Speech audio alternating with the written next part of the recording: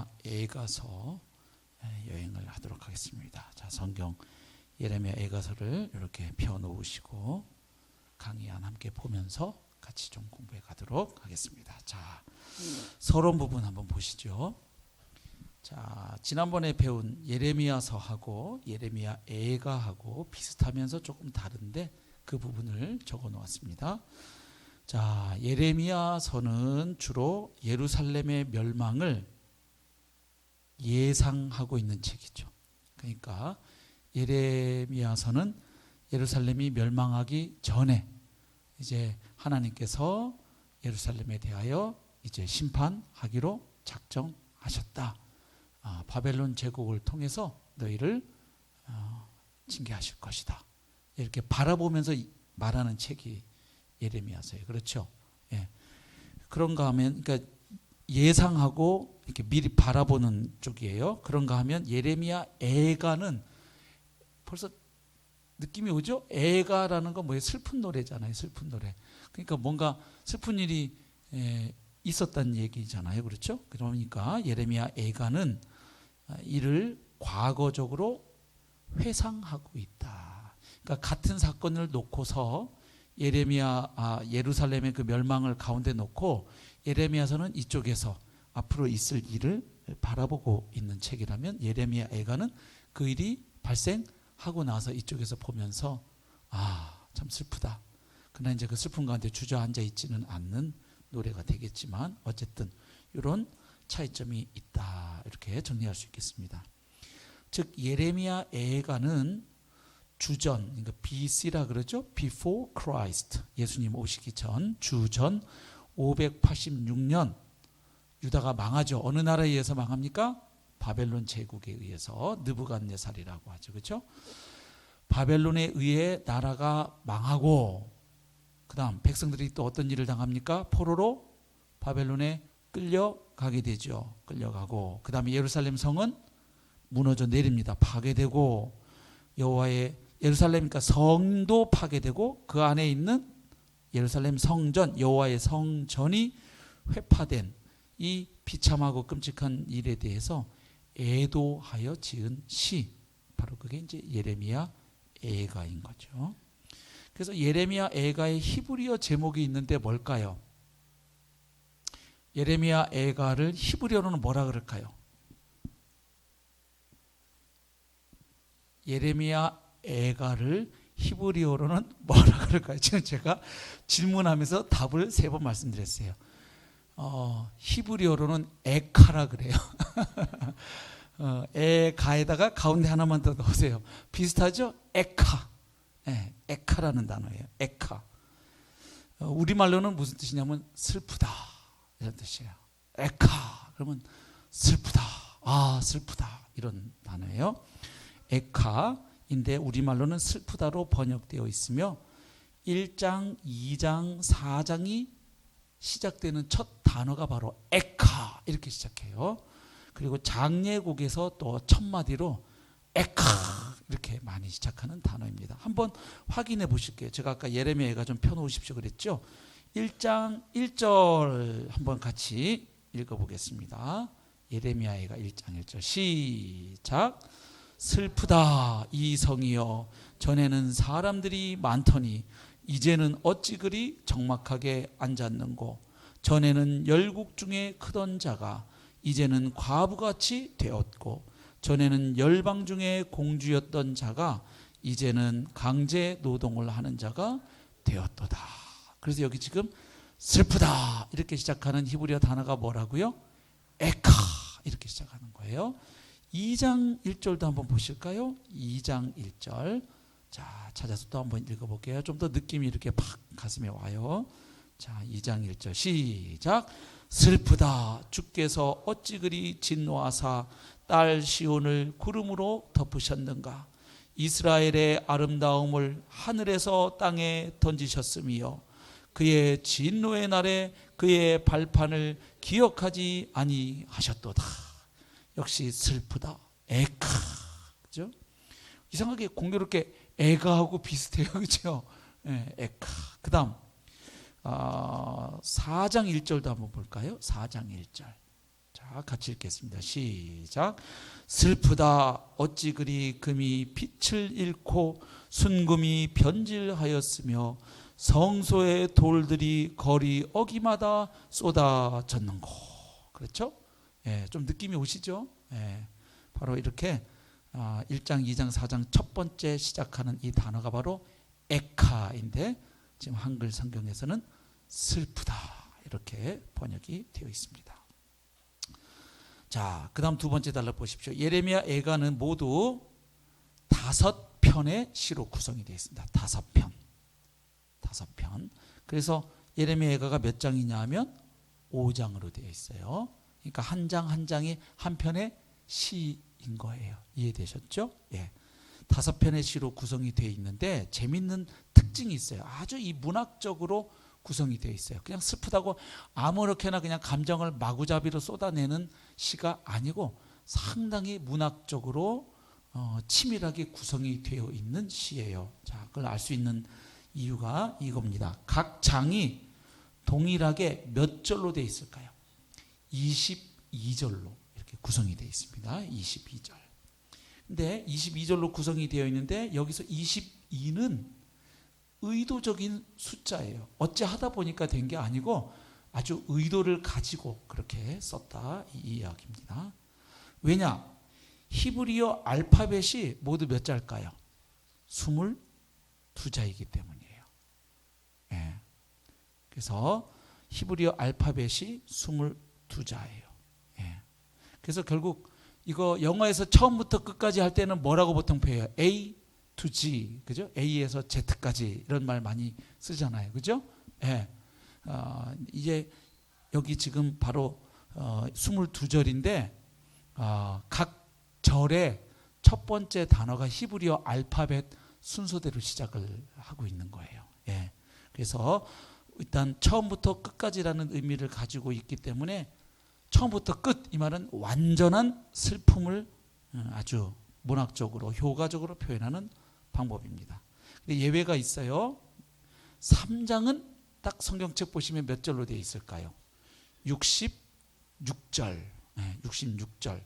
그러니까 다른 장은 몇 절? 22절. 그러니까 몇 배예요?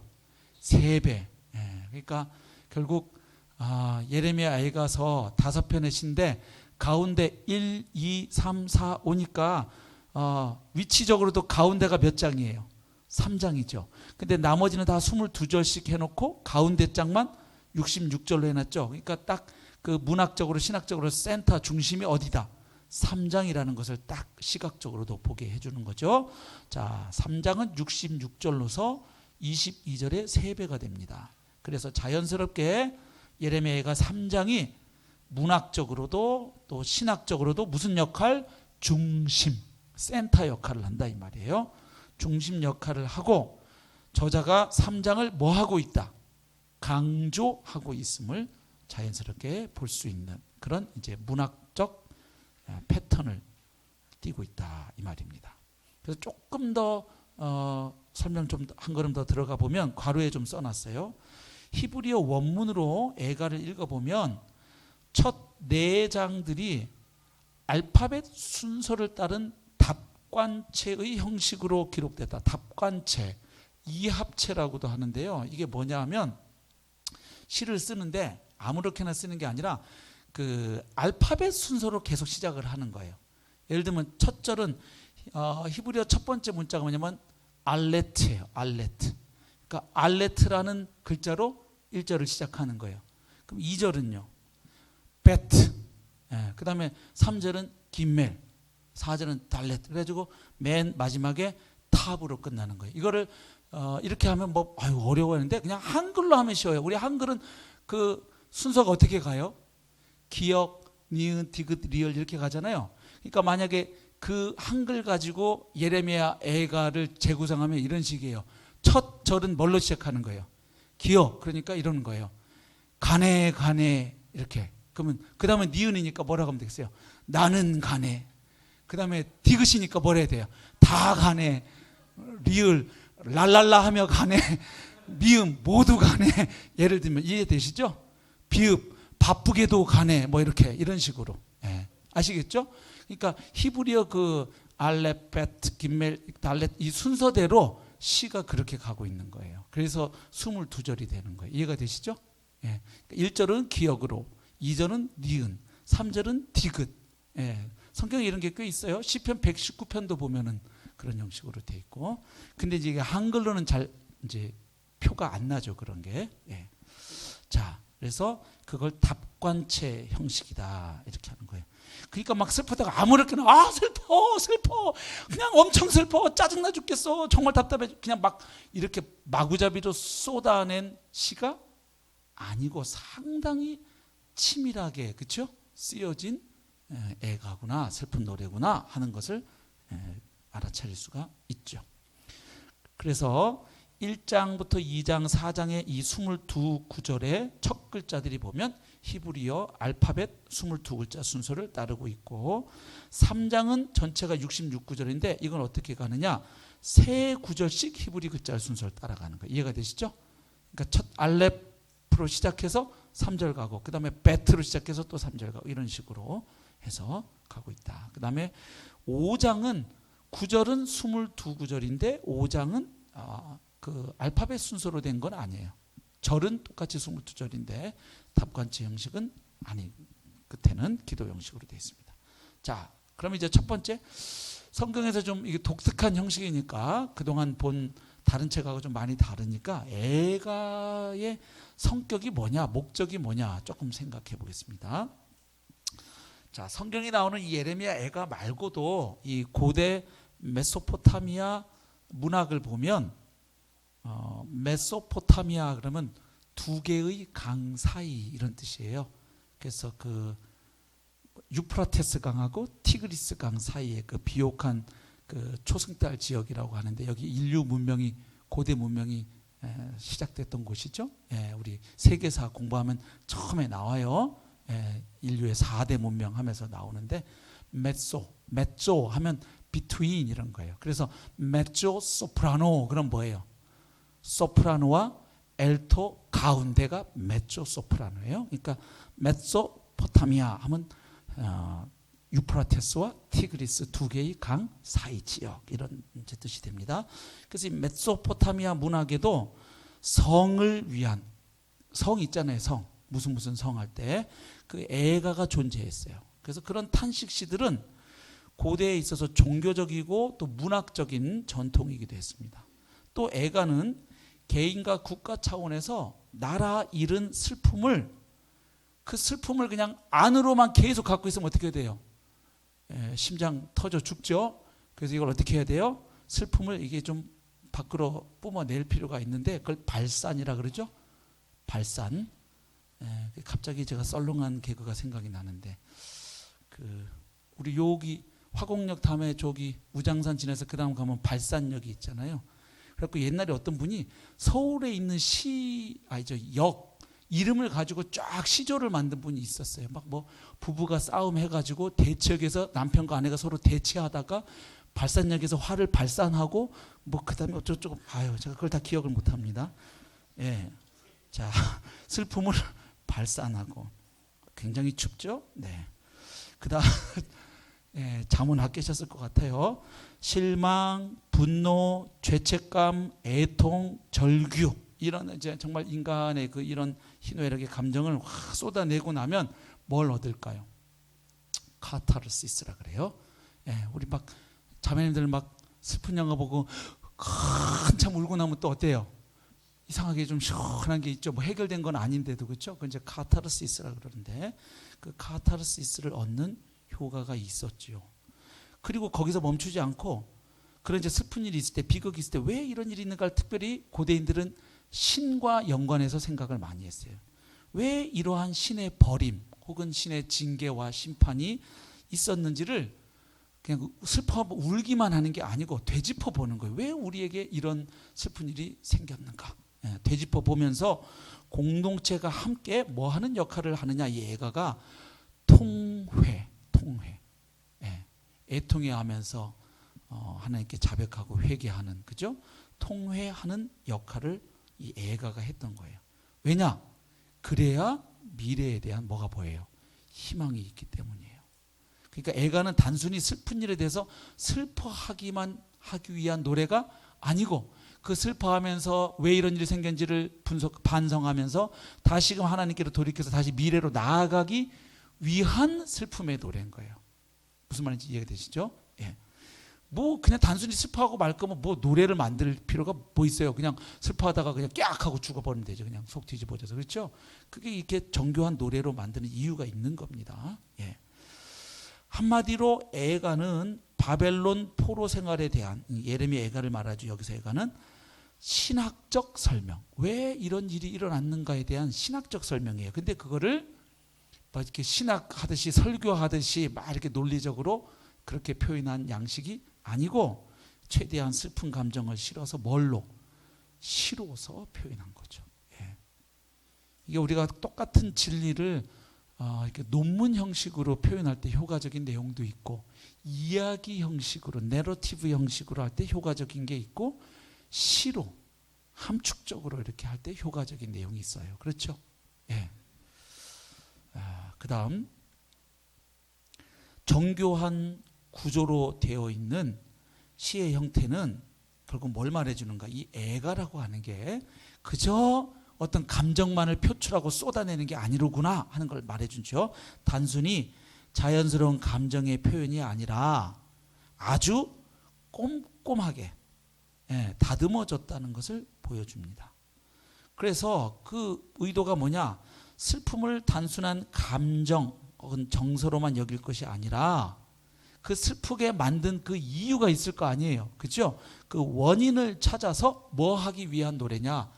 반성하고, 우리 기독교적으로 표현하면 회개하고 뭐 이렇게 되겠죠. 반성하고, 그 다음 하나님의 긍휼하신 성품을 묵상. 그러니까 너무 슬프지만 이게 끝은, 이게 최종 결론은 아니야. 우리가 비록 지금 하나님께 두들겨 맞아가지고 이런 고난을 당하고 있지만 이게 우리의 최종 이야기의 모든 결론은 아니다. 다시 하나님은 우리를 회복시켜 주실 것이라는 그 희망으로 나아가는 거거든요. 그래서 성품을, 하나님의 성품을, 지금 두들겨 맞으면은 하나님에 대해서 무슨 성품만 자꾸 떠오를까요? 공의로우신 하나님, 어미하신 하나님, 거룩하신 하나님, 무서우신 하나님, 진노하시는 하나님, 뭐 이런 이미지로 하나님이 다가올 거 아니에요. 그래서 그 맞은 거에 대해서 반성하면서 우리가 맞을 짓을 했군요, 하나님. 하지만 다시 그러나 또한 그것을 넘어서는 하나님의 긍휼을 기대하면서 부르는 노래가 이제 애가인 거죠. 예, 그래서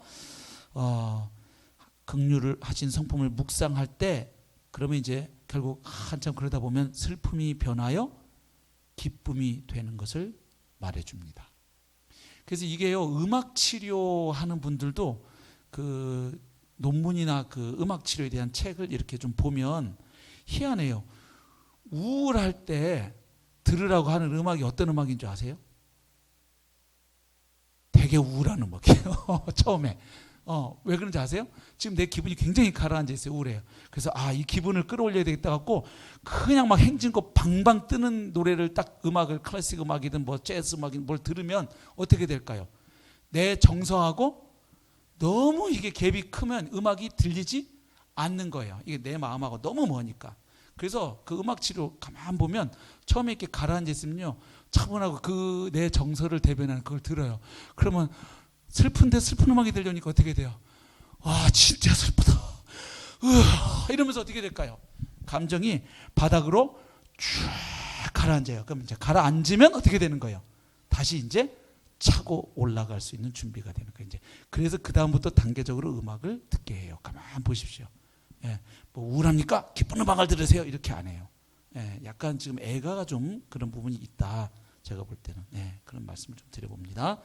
자, 그런 면에서 그럼 우리 성도에게 애가는 그러면 이 슬프고 칙칙한 노래가 뭘 우리 영성에 도움이 된다고 여기 성경에 들어와 있느냐? 이유가 있어요.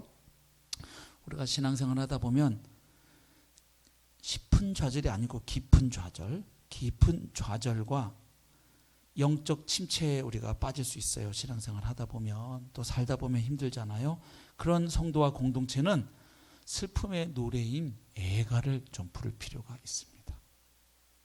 예. 그 우리나라 사람들도 옛날에 막 힘들 때 사실 이제 하나님 모르니까 기쁨의 찬송은 없었지만 그 슬픔을 막 한을 어떻게 해요? 노래로 이렇게 표현하죠. 그러면서 이제 그걸 이렇게 뭐랄까 달래고 씻어내는 거죠. 예? 예. 한 500년 살자는데 막 이러면서 막 이렇게 막 이게 내놓잖아요. 예. 말하자면 애가는 부르면 부를수록 사실은 처음에는 슬픔으로 가라앉는 것 같은데 계속 부르다 보면 우리가 왜 이런 일을 당했는지에 대한 그것도 알게 되고, 그러나 다시 우리를 회복시키실 하나님을 기대하고 바라보는 쪽으로 시선이 옮겨져 가게 돼 있어요.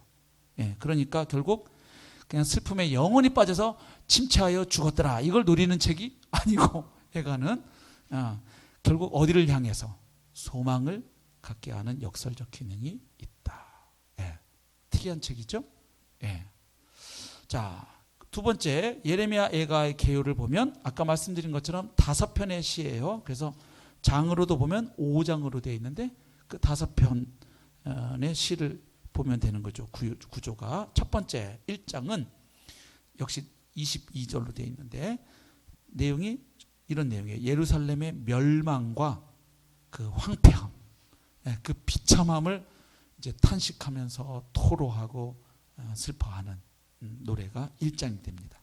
예루살렘의 멸망과 황폐함. 2장은 크게 그냥 그런 일이 일어난 게 아니죠.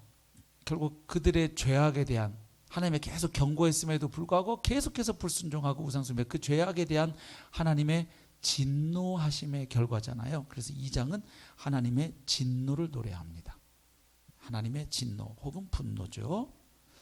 자, 3절은 이제 가운데 센터에 있는데, 그럼 이제 우리가 잘못해서 망했으니까 이제는 우리는 죽었구나, 슬프다, 아멘, 끝. 이게 아니고 그 슬픔 중에 반성하고 회개하면서 다시금 이제 기댈 건 누구밖에 없어요. 다시 하나님의 자비와 긍휼에 기댈 수밖에 없잖아요. 그래서 3장은 가운데 센터에 있는데 하나님의 긍휼을 구하는 기도입니다. 기도.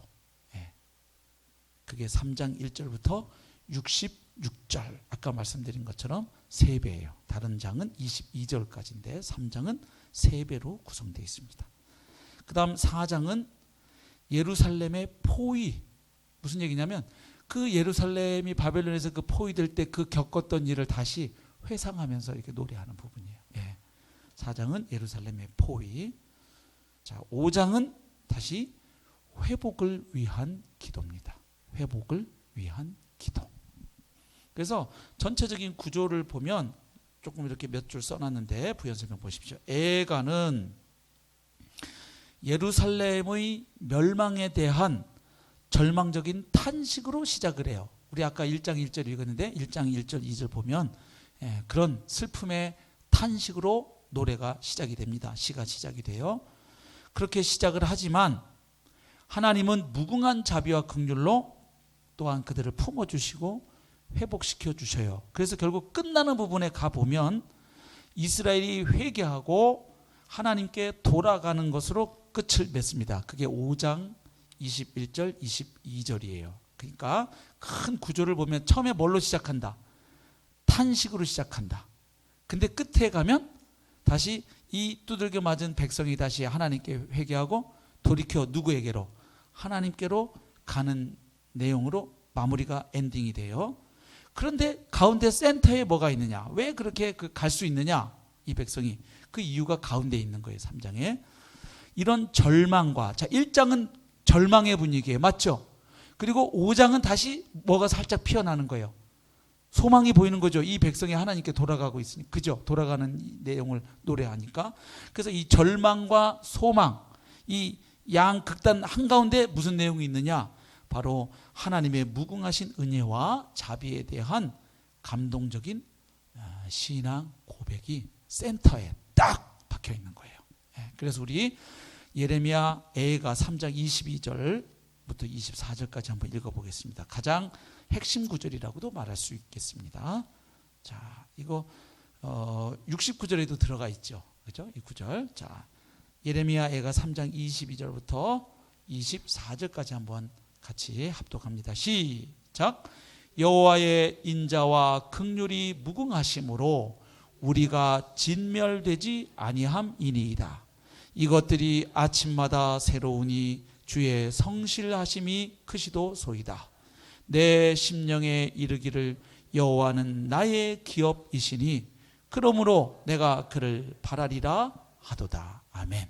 그러니까 비록 우리가 잘못해서 하나님이 계속 약속하시고 경고한 대로 하나님이 겁만 주고 협박만 하시는 분이 아니라 정말 말씀하신 대로 심판을 하신 거예요. 징계를 주셨어요. 맞죠? 그러나 우리가 완전히 다 뿌리도 없어질 만큼 진멸되지는 않는다는 거예요. 왜? 그 하나님은 진노 중에도 뭘 베푸시는 분이니까, 자비와 긍휼을 베푸시는 분이니까 그 하나님의 인자 자비와 긍휼 때문에 우리가 비록 심판받아 이렇게 두들겨 맞았고 나라가 폭삭망했지만 그러나 완전히 그냥 싸그리 다 없어지지는 않을 것을 우리가 압니다. 그래서 24절에 보면 여호와가 결국 우리의 기업이시니까 이 와중에 우리는 누구를 바라겠다? 다시금 바로 그 인자와 긍휼이 무궁하신 하나님을 바라봅니다.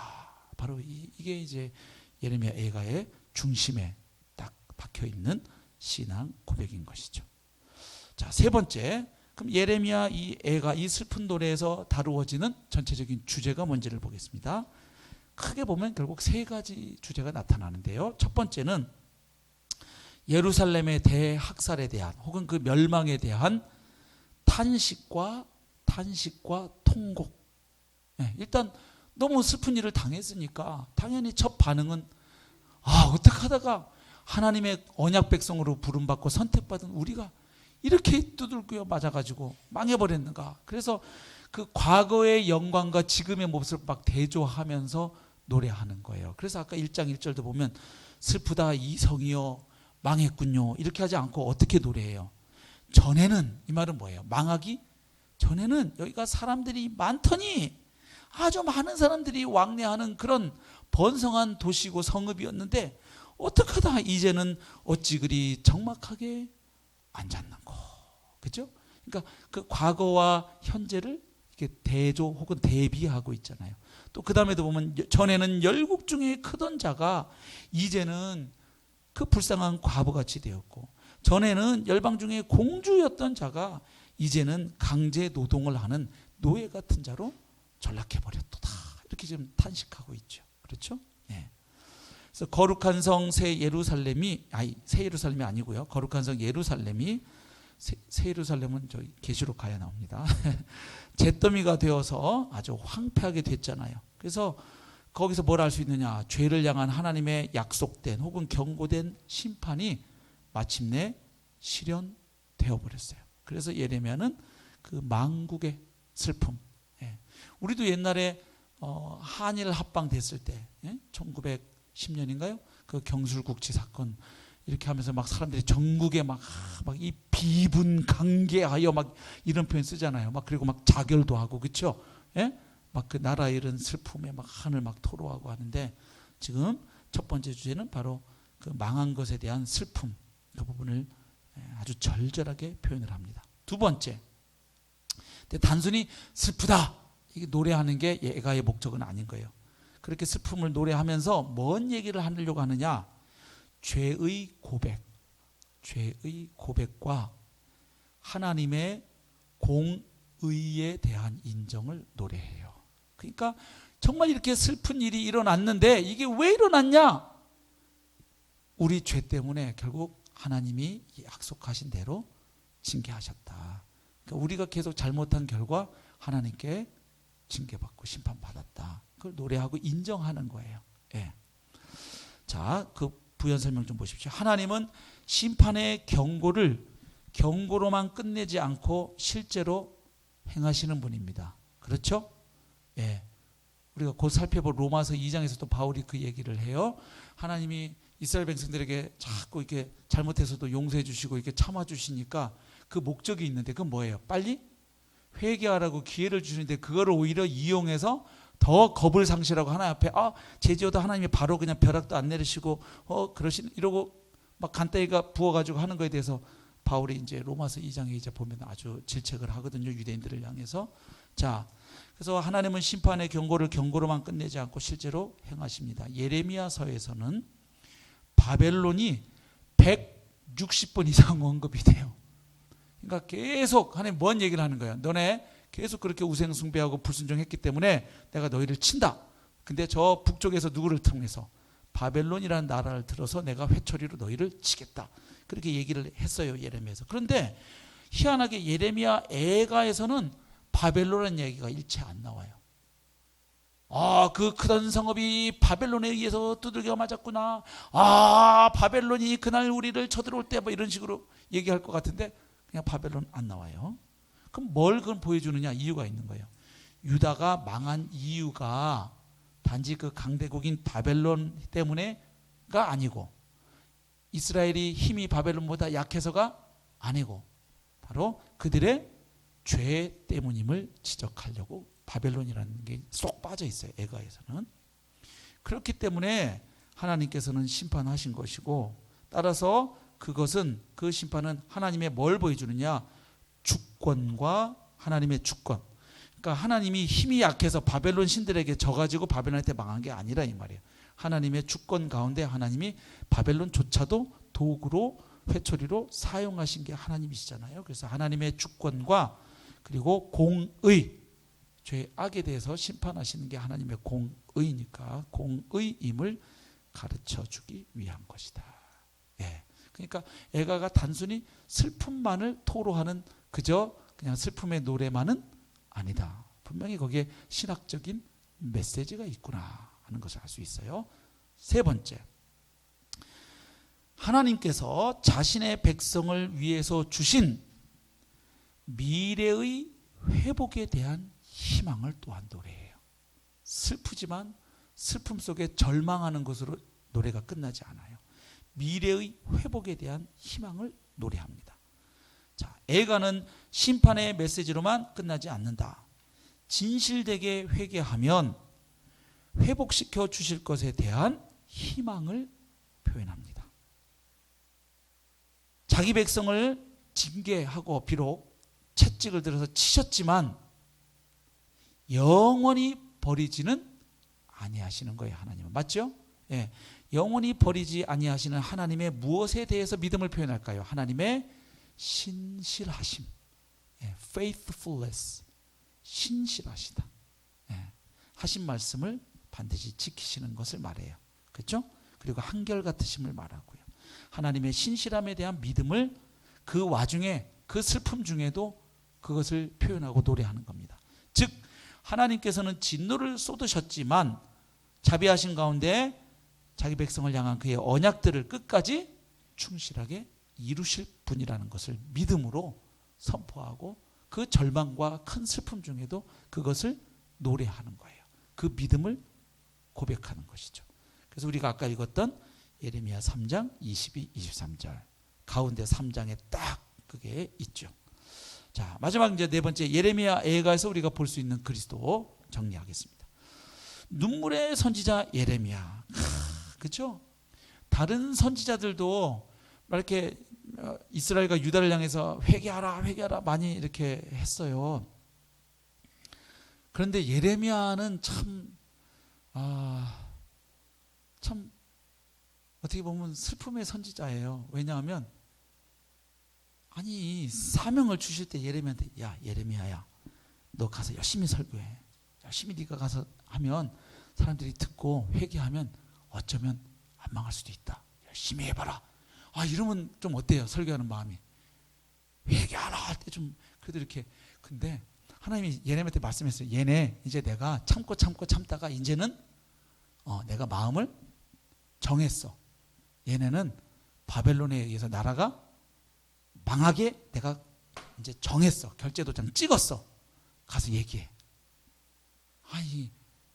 이게 좀 그렇잖아요. 그렇죠? 회개하라 하면서 근데 니네 죽어 이렇게 마치 의사가 병원에 입원하세요. 근데 당신 죽어요. 이게 뭔 소리죠? 이게 무슨 이런 이상한 의사가 어디가 있어. 그렇죠? 입원해서 열심히 치료를 받으시면 잘하시면 나올 수 있어요. 이렇게 말을 해야 되는데 당신 치료받으십시오. 근데 죽습니다.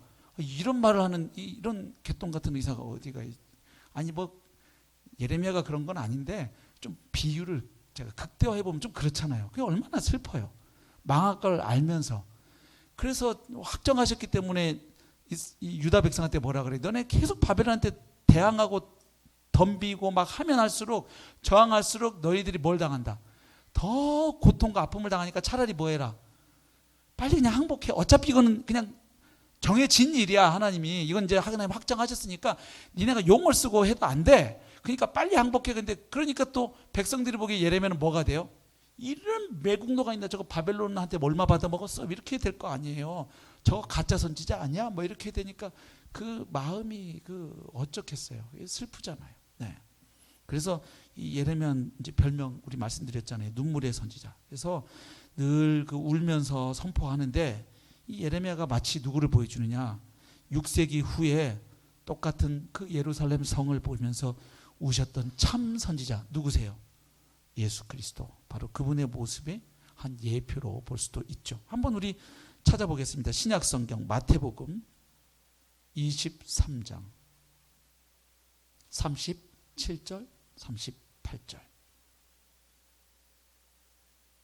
우리 주님의 탄식이었어요. 마태복음 23장 37절 38절. 자, 같이 읽겠습니다. 시작. 예루살렘아 예루살렘아 선지자들을 죽이고 내게 파송된 자들을 돌로 치는 자여, 암탉이 그 새끼를 날개 아래에 모음같이 내가 네 자녀를 모으려 한 일이 몇 번이더냐. 그러나 너희가 원하지 아니하였도다. 보라, 너희 집이 황폐하여 버려진 바 되리라. 그러니까 예수님도 예루살렘의 멸망을 내다보시면서 이제 우시는 장면이거든요.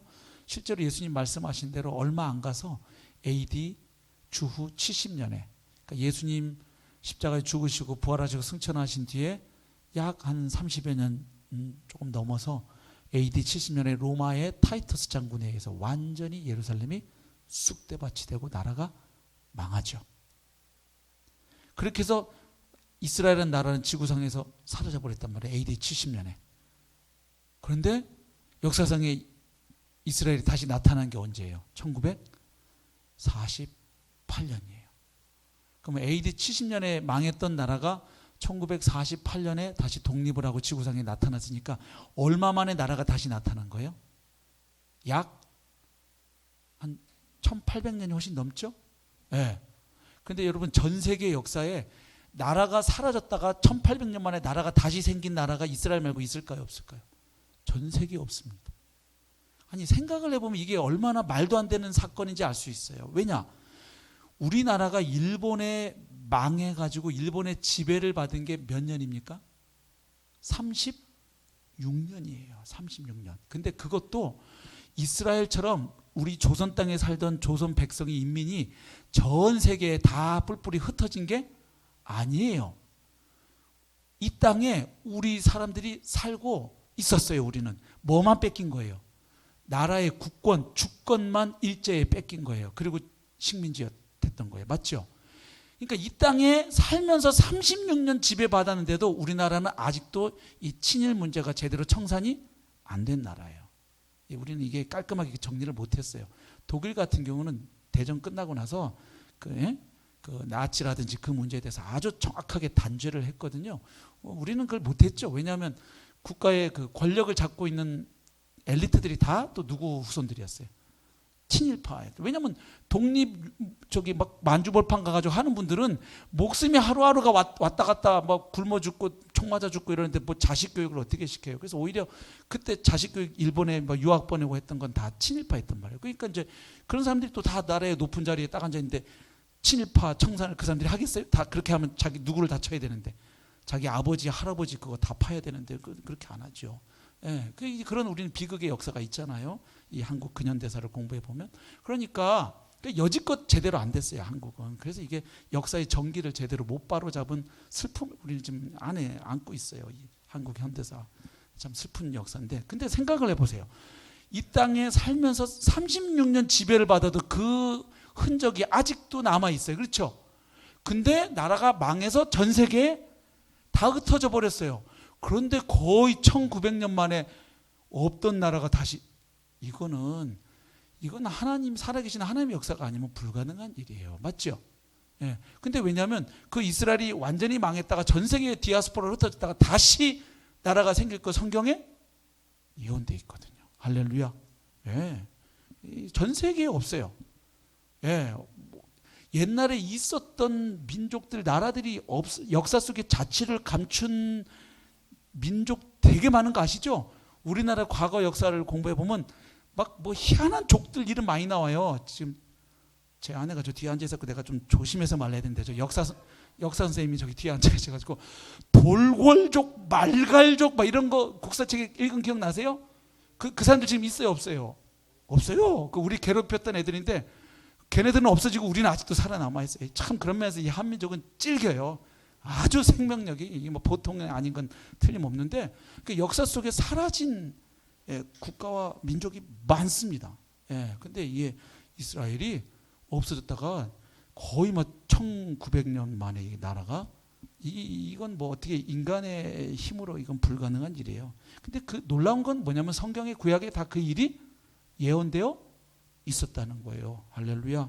예. 자, 어쨌든 여기 지금 예수님께서 그 다가올 예루살렘, 그럼 막 예수님이 아주 구체적으로 묘사하죠. 막 돌 위에 돌 하나도 남지 아니라 완전히 예루살렘이 쑥대밭이 될 것을 내다 보셨잖아요. 그렇게 그리스도처럼 몇백 년 전에 그 예레미야도 예루살렘의 운명과 죄로 인해 초래된 인간의 고통에 개인적으로 그도 동참했던 것이죠.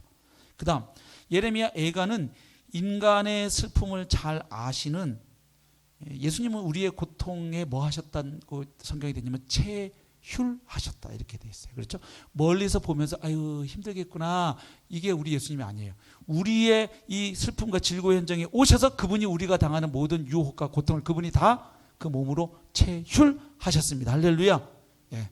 그러니까 다른 종교의 하나님과 신과 달리 하나님은 멀리서 팔짱 끼고 보시는 하나님이 아니에요. 우리에게로 찾아오신 하나님, 그리고 우리와 더불어 같이 고통을 당하신 하나님이에요. 전 세계 어느 종교에도 그런 신은 없어요. 그리스도의 생애와 사역을 보여주는 요소들을 포함하고 있어요. 그는 아픔을 겪으셨고, 그렇죠? 1장 12절 3장 19절 아픔을 겪으셨고, 또 멸시를 받으셨으며 적들로부터 조롱을 받으셨죠. 그래서 그렇게 앞으로 그리스도께서 당하실 그거를 애가를 읽다 보면 자연스럽게 그렇게 그림이 겹치는 것을 볼 수 있다. 자, 그래서 우리의 신앙 생활은 그 여러 가지 정서가 이렇게 함께 가는 것 같아요. 하나는 기본적으로 우리 구원받은 신자는 하나님의 은혜로 구원받아 하나님의 자녀되고 백성되고 상속자가 된 것에 대한 또 뭐가 있나요? 기쁨과 감사와 감격이 우리를 지배하는 정서가 되어야 돼요. 맞습니까? 우리의 예배는 그런 예배예요. 그렇죠? 그래서 우리 예배는 우리를 구원해 주신 하나님의 은혜에 대한 감사와 감격을 가지고 우리가 와서 이곳에서 바로 우리의 구원자이신 성삼위 하나님을 또 특별히 예수 그리스도를 높이고 찬양하는 자리가 예배의 자리예요. 그러나 오늘 애가서에서 또 우리가 배우는 이 신자의 정서 하나는 이 비통과 슬픔과 회개의 정서도 있는 거예요. 우리가 가다가 어떤 고통을 당할 때, 또 특별히 우리의 죄악과 허물로 인해서 하나님의 징계를 당했을 때, 그때 이 슬픔의 노래를 부르면서 왜 우리가 이런 일을 당하게 되었는지 우리의 잘못을 정직하게 인정하고, 그리고 하나님의 공의를 인정할 뿐만 아니라 그러나 거기에서 완전히 주저앉거나 절망하지 아니하고 다시금 하나님의 자비와 긍휼을 바라고 소망하는 것이 또한 신자의 또 중요한 정서인 줄로 믿습니다. 그래서 성경에도 보면 하나님은 통회하는 심령을 절대로 멸시치 않으신다 그랬어요. 그래서 사실은 예배에 올 때에도 정말 이게 복음을 자꾸 생각하면서 우리가 점점 신앙생활하면 예배 올 때 이 두 가지 정서가 사실은 이렇게 함께 가요. 다시 오늘 살아계신 거룩하신 하나님의 존전 앞에 내가 서는 거예요. 근데 한 주간 살았던 내용을 보면 나는 죄와 허물이 있잖아요.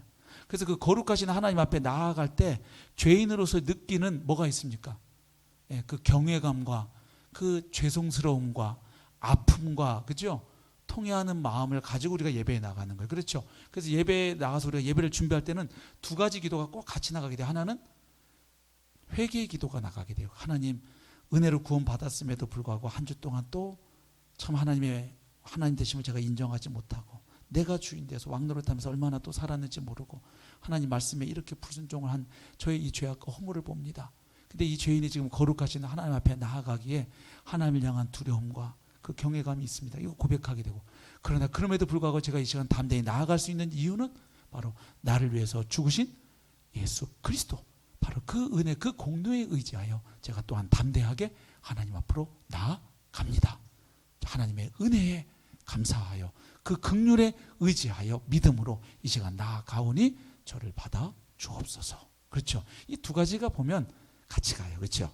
그래서 하나님을 향한 이 경외하는 마음도 있고, 그런가 하면 그 하나님의 은혜에 대한 감사와 또 기대와 소망도 있고, 이것이 이제 하나님의 백성의 정서인데, 특별히 오늘 애가를 통해서는 이 슬픔과 비통의 정서, 그러나 이 비통이, 슬픔이 완전히 주저앉기 위한 비통이 아니라 어디로 나아가기 위한, 다시 하나님께로, 다시 희망으로 소망으로 나아가기 위한 비통함이에요. 그렇죠?